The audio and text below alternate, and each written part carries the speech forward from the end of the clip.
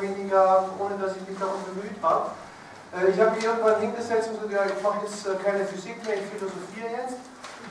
Und nach ein paar Wochen waren dann so viele Formeln auf meinen Blättern, dass meine Ehefrau auffiel zu sagen, na, für Philosophie sind da schon relativ viele Formeln drin, da muss also doch irgendwo auch noch Physik im Spiel sein. Und dann habe ich irgendwann begriffen, im Raum, im leeren Raum, ist so viel Energie, die wir nutzen können. Die ist nicht nur einfach vorhanden, wie die Kosmologen sagen, sondern die können wir tatsächlich nutzen. Dass mir klar war, da muss man was draus machen, auch um den Planeten Erde bewohnbar zu halten für die Menschen.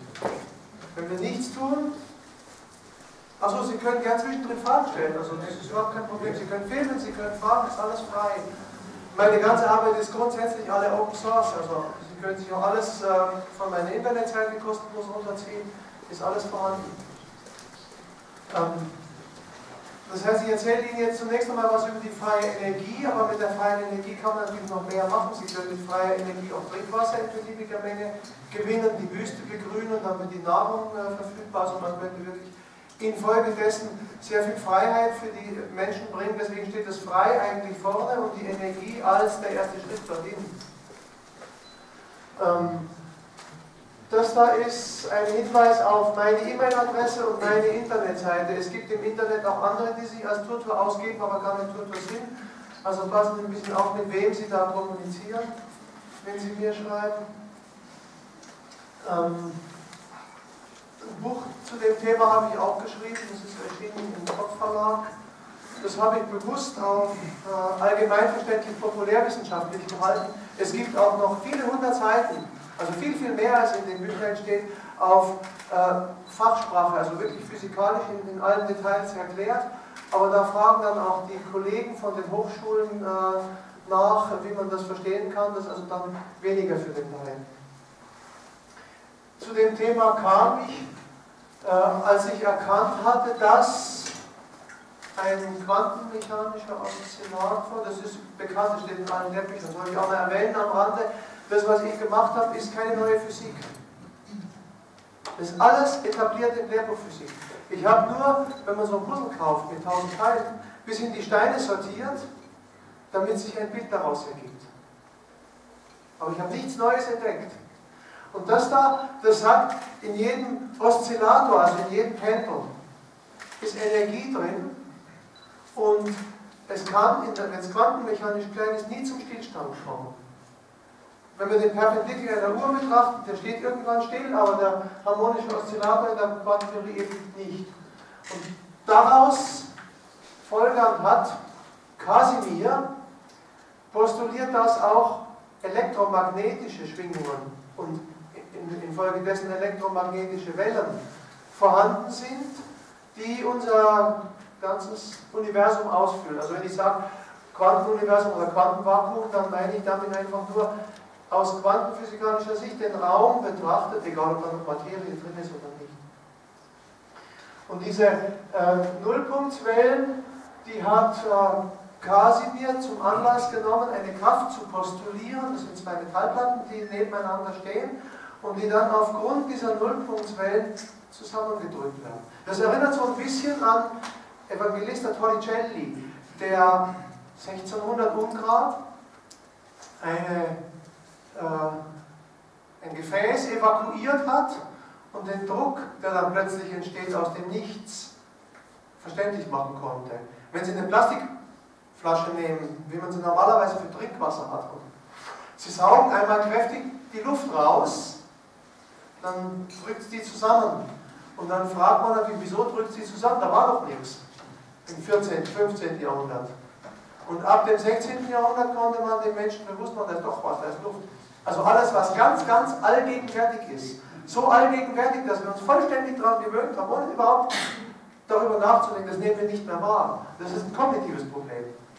Und so war zum Beispiel im 10., 12., 14. Jahrhundert unsere Kognition nicht so weit, die Luft wahrnehmen zu können, bis Torricelli die veranschaulicht hat.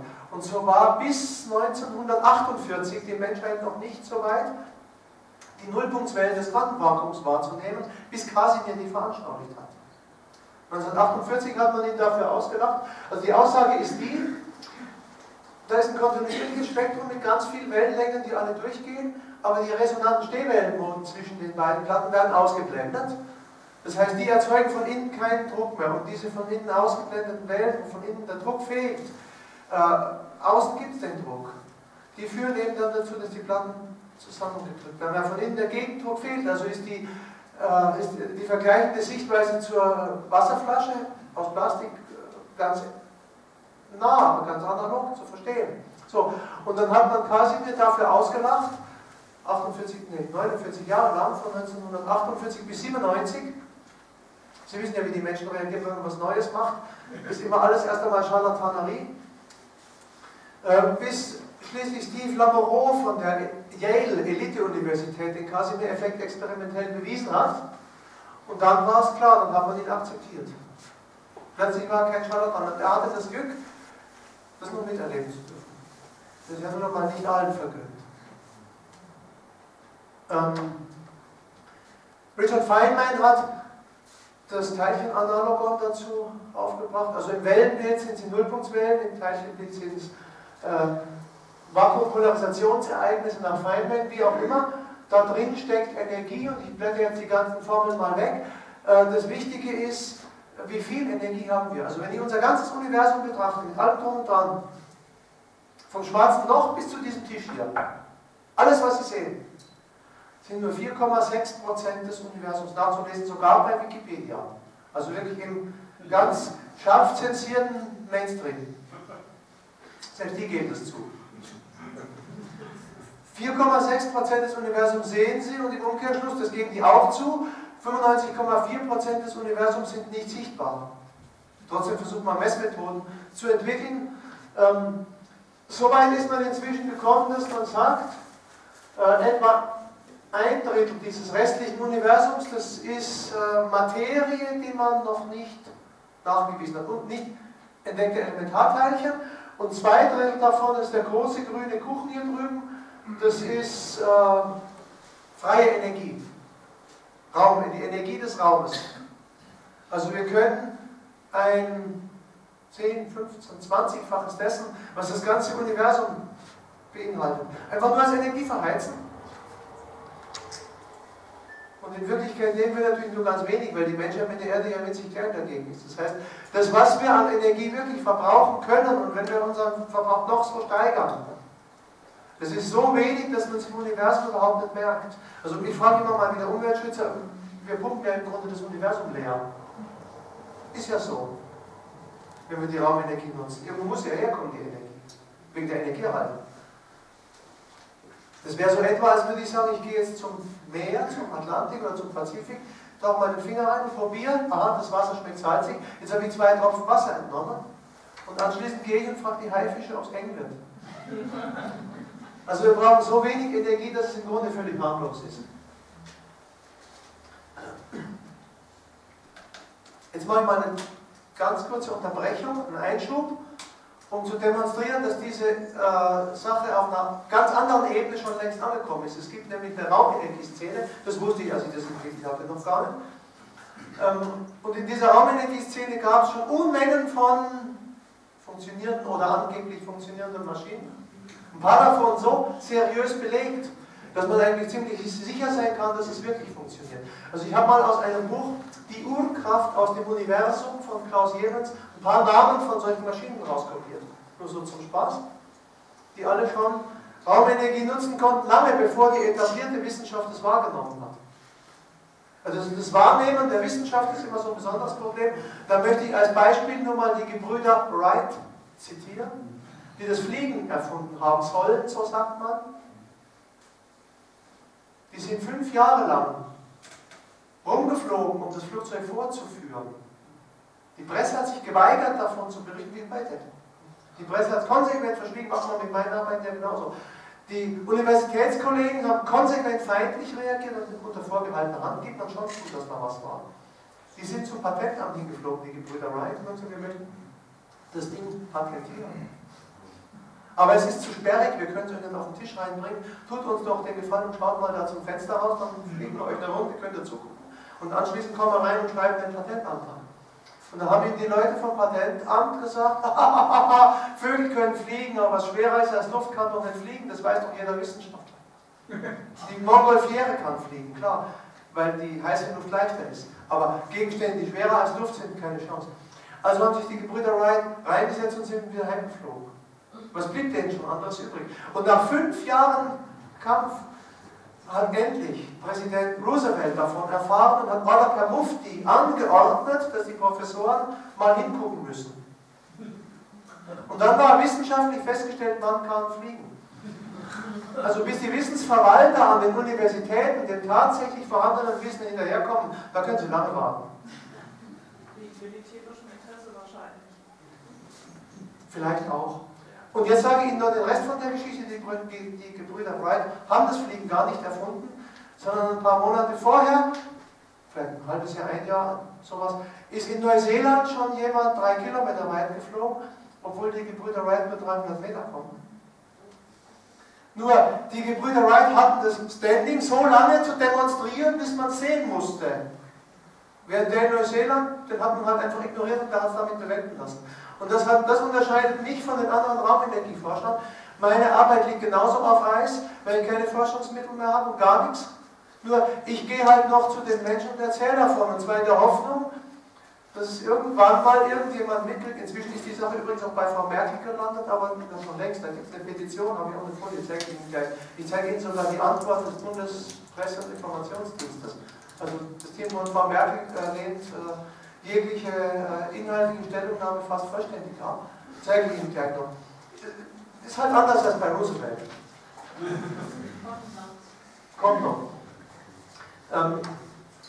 Beispiele zur Maschine, zum Beispiel diese hier, Terawatt, Wirkungsgrad ist Elektromotor. Sie geben Strom rein, Sie kriegen mechanische Bewegung raus und das Ganze mit einem Wirkungsgrad von ein bisschen über 300%. Und jetzt kommt es mit TÜV-Gutachten. Und dann kommen die Skeptiker plötzlich und sagen, wir glauben keinen TÜV mehr. Trotzdem fahren die mit dem Auto mit TÜV-Stempel rum, aber sagt Terawatt, macht nichts. Wir haben in Amerika noch einen großen Gutachter, Underwriters Laboratories, machen wir noch einen Gutachten. Und es bestätigt sogar den TÜV. Lutec mit SGS-Gutachten, die Société Générale de Surveillance, der größte Gutachter weltweit, bestätigt einen Wirkungsgrad von 1440%. 10 Watt elektrisch Input, 145 Watt elektrisch Output.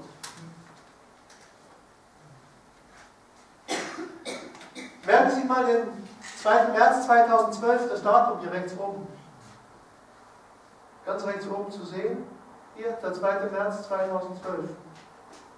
Das Massachusetts Institute of Technology, Spitzeninstitut weltweit, publiziert in Physical Review Letters, der führenden Fachzeitschrift überhaupt, eine Overunity von 230%. Wissen Sie, warum der 2. März 2012 wichtig ist? Weil am 20. März 2012 Frau Merkels Mitarbeiter sagen werden, solange die etablierte Wissenschaft nicht nachweisen kann. Also 3 Wochen nach dem Artikel. Solange die etablierte Wissenschaft nicht nachweisen, dann machen wir nichts. Das kommt so. Lese ich Ihnen dann genau vor. Ich habe da noch mehr so Patentschriften und Sachen rauskopiert. Vielleicht den einen Link noch. Steht in der Tagespresse: US Navy to turn seawater into jet fuel. Also die können aus Meerwasser Benzin machen. Wofür gibt es dann noch Ölkriege? Frage ich mal. Und das schreiben die offen in der Tagespresse. Beispiele könnte man noch zu Hause. Ach, das ist auch ein ganz witziges Ding in der UFA. Wochenschau, kennen Sie noch die UFA, die Ältesten, die hier sind? Damals, als es noch in den 50er und 60er Jahren noch nicht in den privaten Haushalten überall Fernseher gab, konnte man die Nachrichten als Wochenschau im Kino angucken. Da gibt es einen Ingenieur namens Lühling, der in den 50er Jahren seinen Magnetmotor entwickelt hat und 1966 in der UFA-Wochenschau vorstellt. Wenn Sie übrigens die Folien in guter Qualität haben, dann schreiben Sie mir einfach eine E-Mail, dann schicke ich Ihnen das Original von dem PDF. Also nur so aus Spaß. Also gilt allgemein. Schreiben Sie nur einfach rein, wir hätten gerne die Originalfolien, dann schicke ich Ihnen das PDF gerade rüber. Dieser Lühling, der führt seinen Magnetmotor in der Wochenschau in den Kinos 1966 vor und endet seinen Vortrag mit den Worten einfrieren lassen und sabotieren. Deshalb kann man ihn nicht herausbringen. Das ist auch schon über 30 Jahre her. Nachzulesen übrigens im Bundesarchiv. Wenn Sie hier gucken, den Link dazu, der ist im Bundesarchiv gespeichert.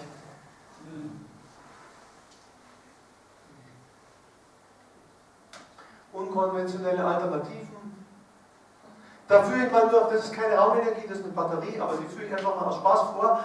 Man nehme Küchenalufolie, das ist das helle Ding hier unten, ein bisschen Kalk mit Essig drauf und eine Centmünze drauf. Die Centmünze ist eine Kupferelektrode, die ist das teuerste am Ganzen.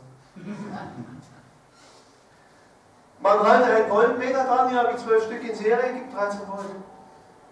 Hat allerdings einen sehr hohen Innenwiderstand, also ich würde so kein Auto starten können. Man bräuchte, um ein Haus zu versorgen, schon so einen Klotz von, ich sag mal 5 x 5 x 5 Meter, also das ist ein bisschen unhandlich. Das, ja, freilich. Deswegen würde ich sowas nicht unbedingt bauen wollen, nur wenn Sie die Materialkosten und mit den Energiekosten in Relation setzen, dann merken Sie, dass die Kilowattstunde für einen Cent geht. Das ist langweilig, ist viel zu teuer. Also wir bezahlen jetzt 25 bis 30 Cent, das ist ein anderes Thema. Aber ein Cent ist viel zu teuer, denn mit meinem Magnetmotorkonzept käme ich auf 0,08 Cent pro Kilowattstunde. Und zwar nicht für die Energie, sondern nur für die Anschaffung des Motors. Sie müssen einmal den Motor kaufen. Also meine Vision ist eine Maschine, die ist so 1,5 Meter mal 1,5 Meter, ungefähr 1 Meter hoch. Und die Wand permanent 10 kW Raumenergie in Strom. Und die kostet zum Kaufen so ungefähr 5.000 € und läuft, wenn man die ordentlich baut, ja, geschätzte 30 Jahre, so können Sie eine Maschine schon bauen. Und dann rechnen Sie 5.000 € für 30 Jahre für Ihre gesamten Energiekosten und die läuft ja 24 Stunden. Dann haben Sie am Ende 0,08 Cent pro Kilowattstunde.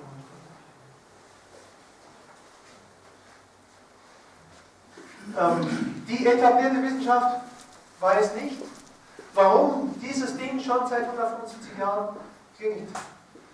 Aber immerhin ist es an der Oxford University, Clarendon Laboratory an der Oxford University, in allererster Top-Adresse bekannt. Die Oxford Electric Bell klingt seit 175 Jahren, kann man sich abrufen. Da ist eine Trockenbatterie drin, die nie leer wird. Man macht es nicht auf, mit dem Vorwand zu sagen, man möchte erstmal wissen, wie lange das Ding hält. Weil wenn Sie es aufmachen, können Sie es ja nicht mal ausprobieren, wie lange es hält.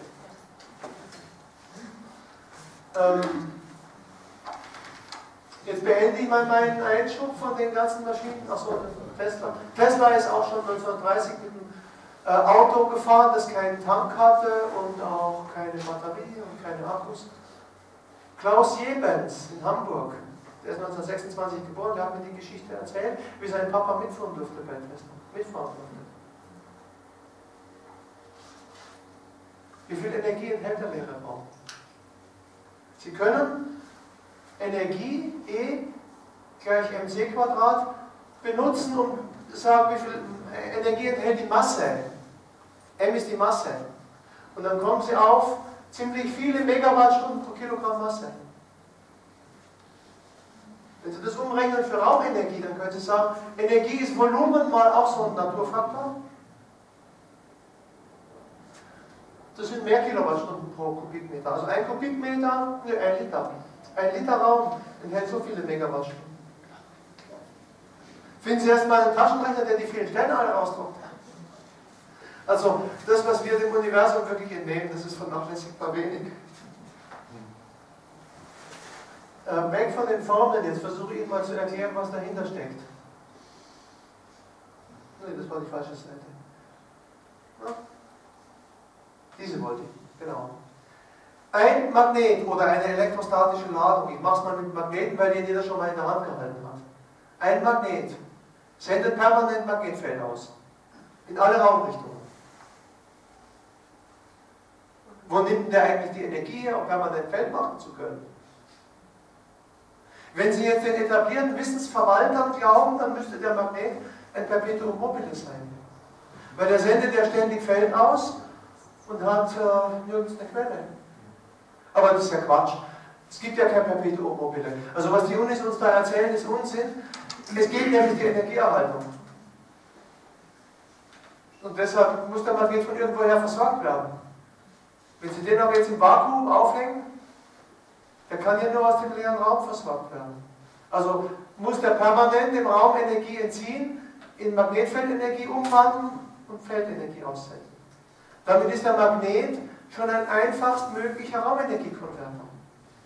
Macht eine elektrostatische Ladung genauso. Also wenn Sie einen Luftballon reiben auf dem Sofa, das knistert. Das sind elektrostatische Ladungen. Dann halten Sie den hin und der zieht von unten Papierschnipsel an. Und jetzt gehe ich her und sage, das machen wir anders. Wir bauen keine Papierschnipsel, sondern wir bauen so einen ganz speziell geformten Rotor aus Alufolie. Der wird auch hochgezogen, aber die Alufolie ist zu schwer, der klatscht Ihnen nicht unbedingt gleich gegen den Luftballon hoch. Wenn Sie zu stark reiben, schon. Aber der fängt an, sich zu drehen. Durch die sehr spezielle Formgebung. Also die Kraftvektoren, die zeigen senkrecht zu den Flächen, zu den Oberflächen. Und wenn Sie die jetzt in Zylinderkoordinaten in 3 Komponenten zerlegen, haben Sie eine vertikale Komponente, wenn die zu stark ist, fliegt der Rotor wirklich hoch. Dann haben Sie eine horizontale, also eine radiale Komponente, die den Rotor unter dem Luftballon zentriert, wenn er schwimmend gelagert ist. Und eine tangentiale Komponente, die zur Drehung führt. Das Ganze aufgebaut, also so viel muss ich gerade am Rand noch sagen. Ich habe einen Rotor aufgebaut mit 56 cm Durchmesser und das Drehmoment bei 7 kV Spannung gibt 12 Mikronewtonmeter. Also mit 120 Newtonmeter ziehe ich die Winterreifen meines Autos an, sie sind also da um 17 auf den Fenster kleiner. Also es ist ein ganz winziges Drehmoment, aber es reicht zum Drehen, wenn Sie den Rotor auf eine Wasseroberfläche setzen. Ganz simpler Nachweis. Hier gibt es Styroporschwimmer, sehen Sie die? Und der Alurotor, das ist Alufolie aus der Küche auf Balsaholzrahmen aufgespannt, so wie Flugmodellbauer Tragflächen basteln. Und die Scheibe da oben, das ist Ikea-Pappe mit Küchenalufolie bespannt, geklebt. Und dann hat mir ein Kollege für einen symbolischen Euro ein 14 kV, also 14 Kilovolt Gerät selber gebastelt. Dann dreht er sich tatsächlich. Wenn Sie es drehen lassen, dann sehen Sie diese Kurve hier. 360 Grad ist einmal rum, ist klar. Also 3600 Winkelgrad sind etwa 10 Umdrehungen. Und 3600 Sekunden ist ungefähr eine Stunde. Ich habe also eine Stunde lang gewartet und 10 Umdrehungen beobachtet. Dann war es mir langweilig. Dann dreht er sich schon eine Stunde, jetzt höre ich auf. Ich habe auch manchmal den Rotor so vorgeführt auf dem Tisch. Inzwischen lasse ich die schneller drehen, vielleicht 10 Umdrehungen pro Sekunde. Dann können Sie einfach mal ein paar Minuten zugucken, wie der Tausende von Umdrehungen macht. Also da gibt es auch genug Videos schon im Internet. Sagen die Kollegen natürlich, wie ist es eigentlich mit dem sogenannten Bifeld-Braun-Effekt? Das ist ja Gas zwischen der Feldquelle, zwischen der Scheibe oben, die das Feld macht. Also nochmal zurück. Ich habe hier oben die rote Scheibe. Das ist im Grunde der Luftballon, der aufgerieben ist. Aufgeladen ist. Und unten drunter ist der Rotor. So, jetzt ist zwischen den beiden Gas. Das ionisiert sich und dann sind die Gasionen Energietransport.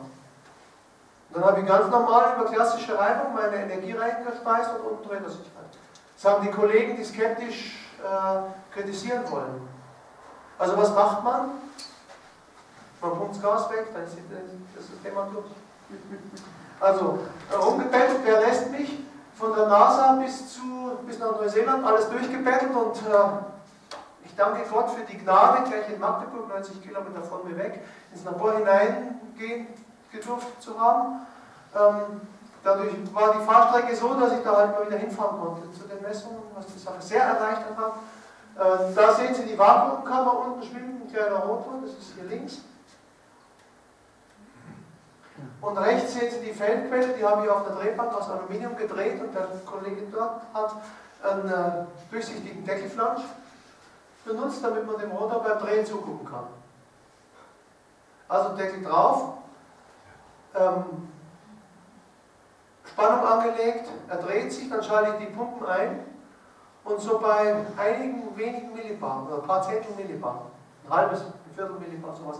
Da merkt man dann tatsächlich leuchtende Gaserscheinungen, die den Rotor allerdings nicht antreiben, sondern beim Drehen stören, entgegen dem, was die Skeptiker sagen. Und dann pumpe ich weiter ab bis zum guten Hochvakuum, also fast Ultrahochvakuum, 10 hoch minus 5 Millibar. Und dann dreht er sich wieder und die Ionen sind weg. Dann haben sie wirklich gar kein Gas mehr, er dreht sich perfekt. Und dann sagen die Skeptiker natürlich, Moment, es könnte ja auch noch irgendein anderer Effekt existieren, der den Rotor zum Drehen bringt. Wer sagt uns denn, dass nie je ein Effekt entdeckt werden wird, der je erklären kann, wie sonst noch Energietransport möglich ist? Also beweisen Sie erstmal, dass es nie je einen Energieeffekt geben wird, dass es klassisch erklärbar ist. Das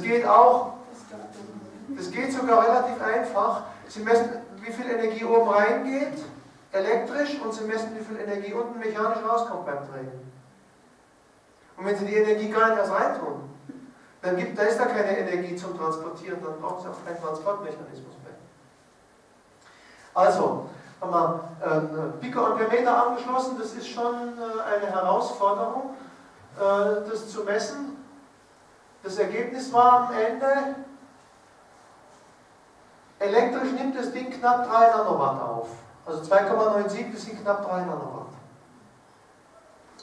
Mechanisch kommt raus 150 Nanowatt. Also jetzt plötzlich Leistung vorhanden, die 3 Nanowatt können Sie meinetwegen transportieren. Also 147 Nanowatt sind da plötzlich vorhanden, von denen keiner weiß, wo die herkommen. Da kann mir auch keiner sagen, das ist klassischer Energietransport, weil die gar nicht reingehen. Da war nichts. Ab dem Moment waren die Kritiker an den Universitäten eigentlich weitgehend still, also das hat die Sache doch sehr beruhigt, und haben gesagt, ich bin jetzt einfach erstmal erschöpft, ich brauche jetzt Ruhe, jetzt müssen die Ingenieure weitermachen. Die physikalischen Grundlagen habe ich gelegt, die ganze Theorie auch auf ein paar hundert Seiten publiziert. So, liebe Ingenieure, jetzt bin ich als Physiker fertig, jetzt seid ihr dran. Ja, und dann passiert, was immer passiert.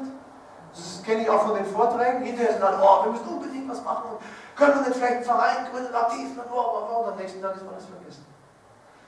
Strohfeuer war sofort erlischt, das passiert immer. Also haben die Kollegen nichts getan und haben gesagt, jetzt entwickle ich noch die Theorie für einen Magnetmotor. Das ist das da. Der hat mich auf die Idee gebracht, der Lagrange-Operator des Photons nach Heisenberg und Euler. Bisschen zu theoretisch jetzt. Achso, da steht ein Mikrofon. Ich wollte einen Stuhl haben, um vorzuführen, wie ein Magnetmotor funktionieren kann. Das muss man wirklich veranschaulichen. Ich nehme das hier als Symbol für einen Magneten. Ah, das ist lieb, dass du mich sprichst. Danke. Und das hier ist ein zweiter Magnet. Also wir lassen jetzt zwei Magneten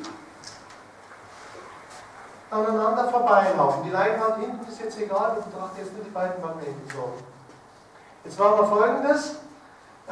Nach der klassischen Sichtweise, so wie die Bohrmaschinenbauer bei den Elektrofirmen Bosch, Siemens, AEG und so weiter, die Bohrmaschinen bauen, sagt man, die Ausbreitungsgeschwindigkeit des Feldes, die ist Lichtgeschwindigkeit.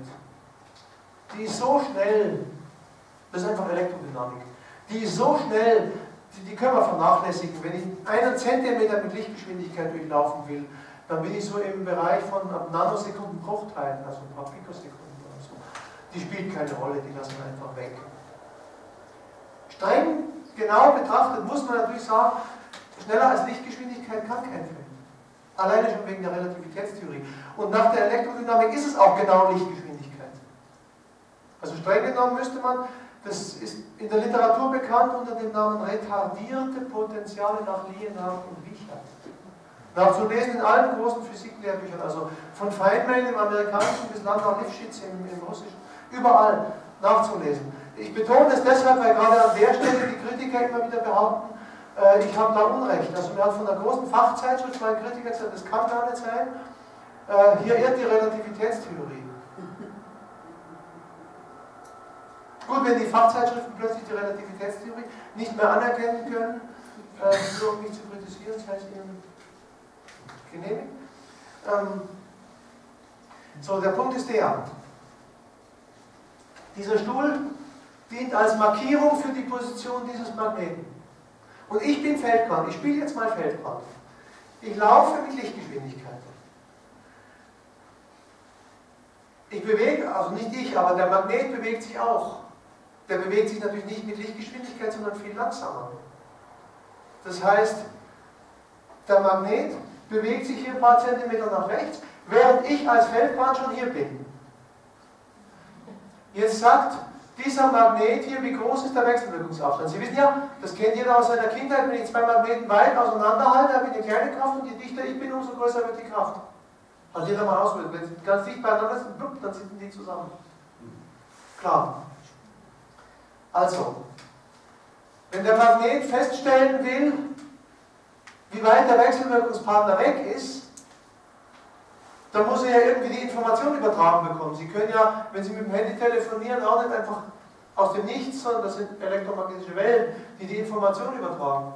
Hier beim Feld, das sind die Feldquanten, die die Information übertragen, also die Abstandsinformation übertragen. Jetzt fragt dieser Magnet mich hier, sagt Feldquanten, wie weit bist du gelaufen? Und ich sage, ich bin da drüben losgelaufen.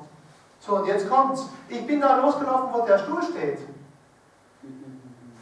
Wenn Sie aber auf den klassischen Elektromotorenbauer gucken, der macht nur eine Momentaufnahme, plupp, und sagt, wie weit sind die beiden Magneten voneinander weg, dann müssen Sie den Abstand der beiden Leinwände betrachten. Also tatsächlich bin ich weiter gelaufen als die Näherung der klassischen Bohrmaschinenbauer. Wenn ich weiter gelaufen bin, größerer Abstand, heißt kleinere Kraft. Dann spürt der Magnet hier eine kleinere Kraft.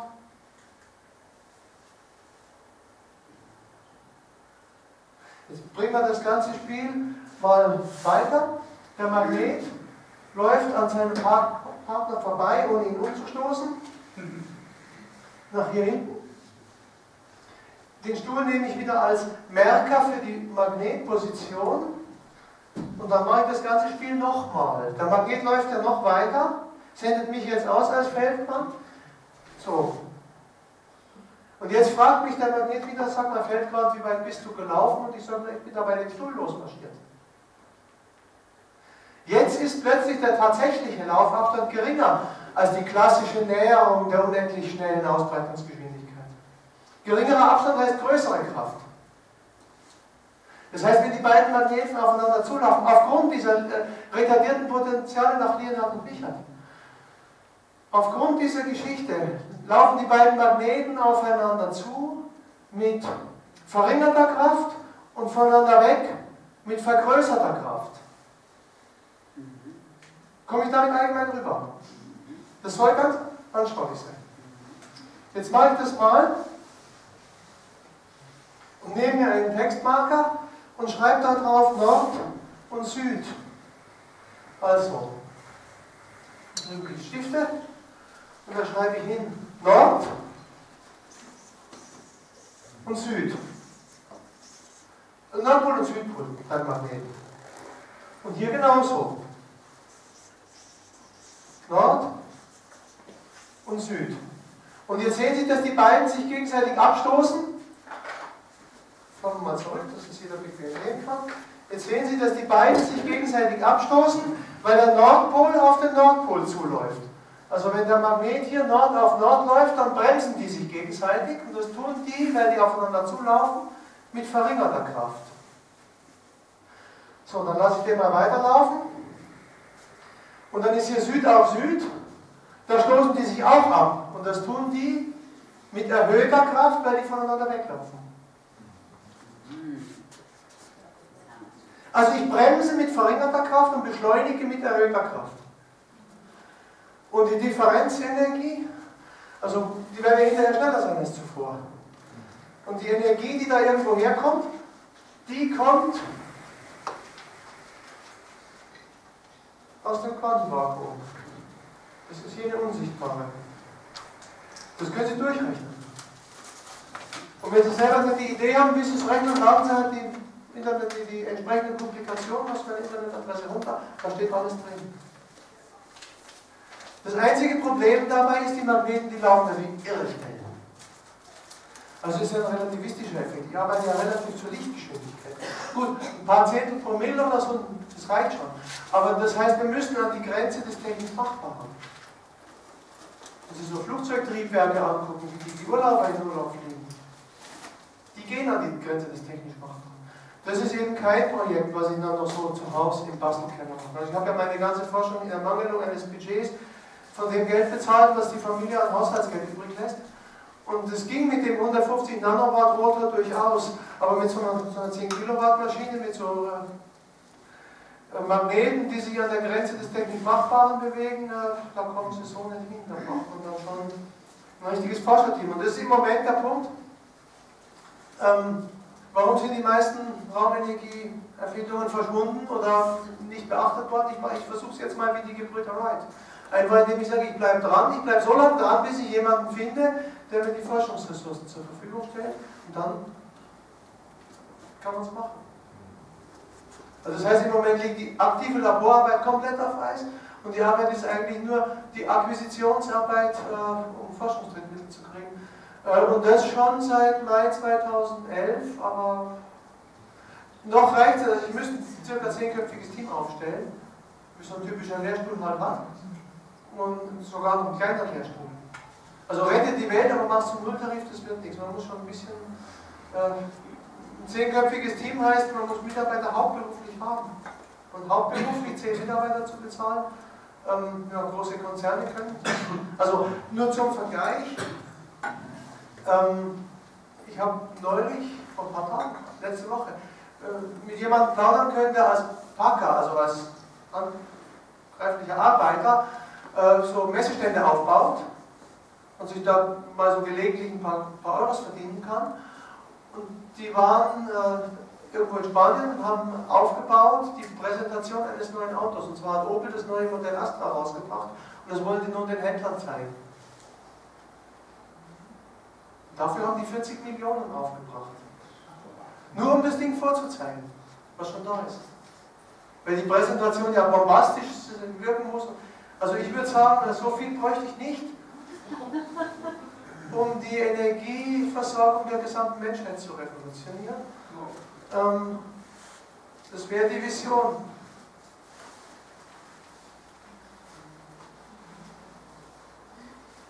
Die Formeln, die sind vielleicht alle nicht so fürchterlich spannend jetzt. Das ist hier eine der spannendsten Formeln. Aber das erklärt nicht im Detail vielleicht. Mehr für Fachleute. Also im Grunde ist die Idee die, wir sagen, wir nehmen einen Magneten, der sich in der Spule dreht und die Spule wird durch einen Widerstand und einen Kondensator zum LC-Schwingkreis ergänzt. Und dann haben Sie innerhalb der Spule das eine Magnetfeld und der drehende Magnet macht das andere Magnetfeld, dann haben Sie die beiden bewegt zueinander. Warum nicht nur zwei Magneten, warum eine Spule? Ganz einfach, wenn die Magneten sich ständig beschleunigen, dann ist ja nichts da, was die Drehzahl bremst. Der läuft Ihnen, bis die Maschine auseinanderfliegt. Der Guy Harry aus Luxemburg, der hat sowas probiert zu bauen. Dem haben dann die rausfliegenden Magneten die Schutzbrille zertrümmert, die sind dann durchs Fenster im Garten.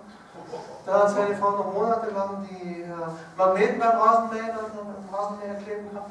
Also man muss ein bisschen aufpassen, dass man die Drehzahl deckelt. Sonst wenn der zu schnell dreht, dann hält einfach das Material nicht mehr aus. Irgendwann sind sie immer zu schnell, dass das Material auseinanderfliegt. Und deswegen, der LC-Schwingkreis, der hat halt den Vorteil, dass der durch eine Resonanzfrequenz, also Omega 0 ist 1 durch Wurzel LC, die Drehzahl begrenzt. Und dann, wenn es noch schneller werden würde, dann müsste der Magnet überholen, den Schwingkreis überholen. Und das geht ja nicht. Und dadurch haben Sie sozusagen eine Drehzahlbegrenzung drin, dass der Maschine nichts passiert.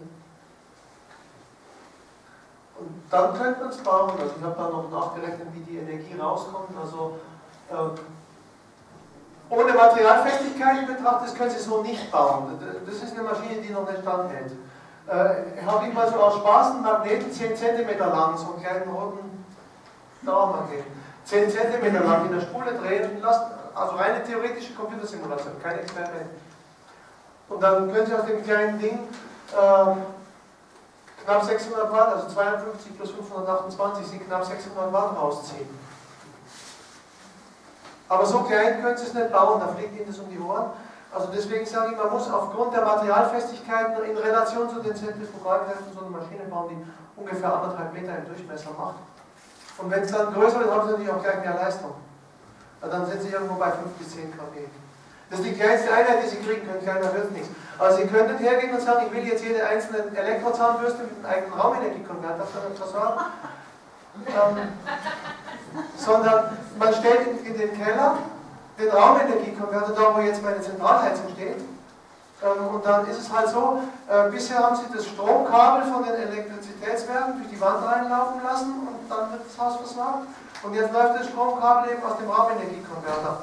Und der Gebäudeelektriker, also der Arbeiter, der vor Ort die Häuser baut, der zieht seine Kabel im Haus ganz normal wie gewohnt. Also da ändert sich gar nichts.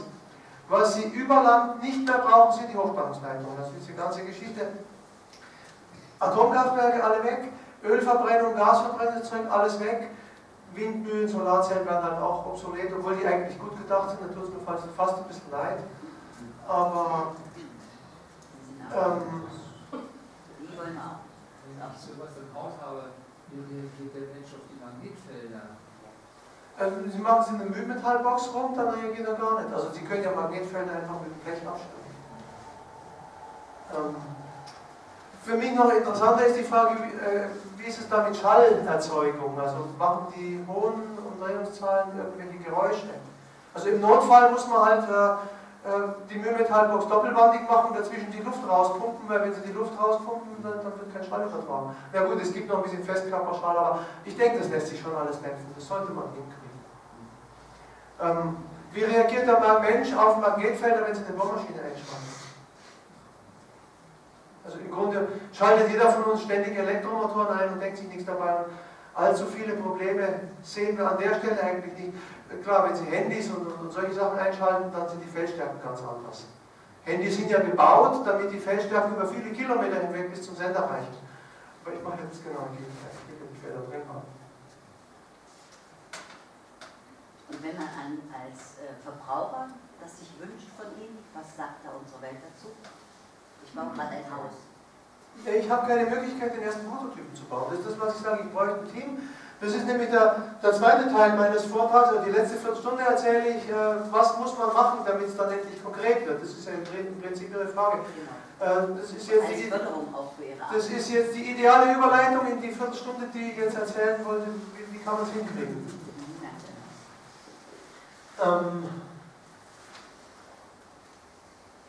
Es gibt noch eine Menge offener Fragen, dass man den Prototypen bauen kann. Die Fragen habe ich alle mal aufgezählt, aber den Tesla möchte ich zitieren. Ich sage es mal auf Deutsch.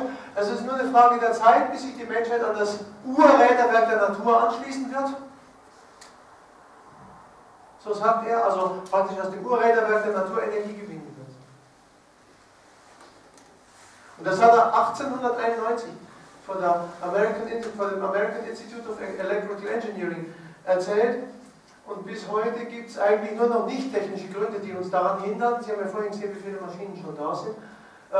Also wenn ich eine Maschine hätte, die funktionieren würde, würde ich einfach sagen, verbreite das Zeug. Meistens in den meisten Fällen scheitert es am Gewinnegoismus des Erfinders. Der will dann Patente und dann ist es schon vorbei. Wenn Sie Patente haben, müssen Sie eine Offenlegungsschrift rausbringen und wer eine Offenlegungsschrift rausbringt, ist schon bei den Patentanwälten der Energiekonzerne auf dem Schirm und dann haben Sie schon verloren.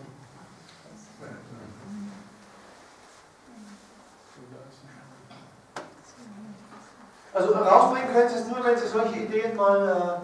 Ach, das sind die Formeln, mit denen ich zeigen kann, wie die elektromagnetischen Felder sich nur mit Lichtgeschwindigkeit ausbreiten. Die elektrostatischen und die magnetostatischen ebenso. Das ist jetzt rauskopiert aus Landau Lifshitz, also so formuliert das russische Lehrbuch, und auf der nächsten Seite habe ich die analoge Formulierung des amerikanischen Lehrbuchs, also von Feinstein, Lectures on Physics. Nur mal so am Rande. Da gab es noch eine ganze Reihe von Gutachten, die alle irgendwie bestätigt haben, dass meine Arbeiten weltweit spitze sind. Aber das wird auch schon langweilig inzwischen. Das war die Anfrage, was macht die Politik? Ein Bürger namens Marko Wanicek fragt, ich lese mal vor, sehr geehrte Frau Merkel, wenn Sie übrigens ins Google eintippen, Raumenergie Merkel, dann sehen Sie die Seite sofort. Und dann können Sie anklicken, alternative Energiequelle aus Raum.